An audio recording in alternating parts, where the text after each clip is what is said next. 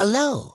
I am going to be going on Siddhartha and talking to... The boiled one. So come with me and watch me suffer. Let's start now. You thought you were done for after seeing his tape. And part of your fear came true. But he didn't mentally torture you, nor did he paralyze you. He just wanted to watch you and be close to you.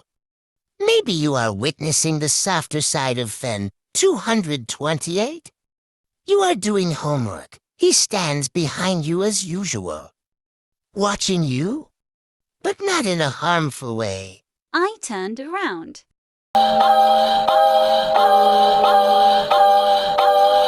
He was extremely close, his face a few mere inches away from yours. His expression hadn't really changed, only softened slightly. He brought a clawed hand up to your cheek, gently touching it with his blackened, burnt fingers. Hello again. He isn't respond.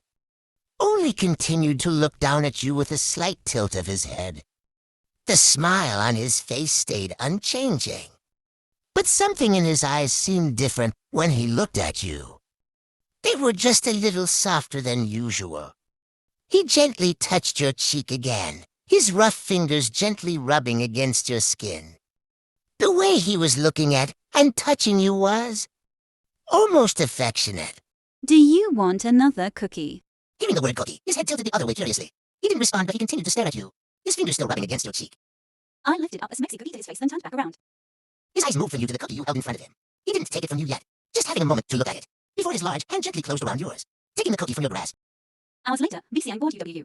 He was still right behind you, having been watching you for quite a long while now.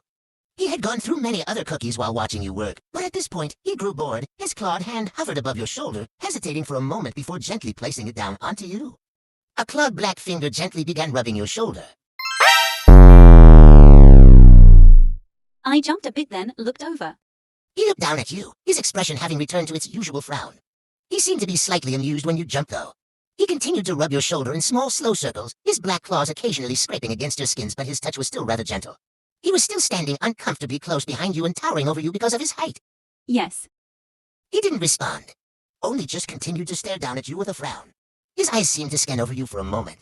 Eventually, the clawed hand resting on your shoulder moved down to your waist, gently wrapping around and pulling you slightly closer.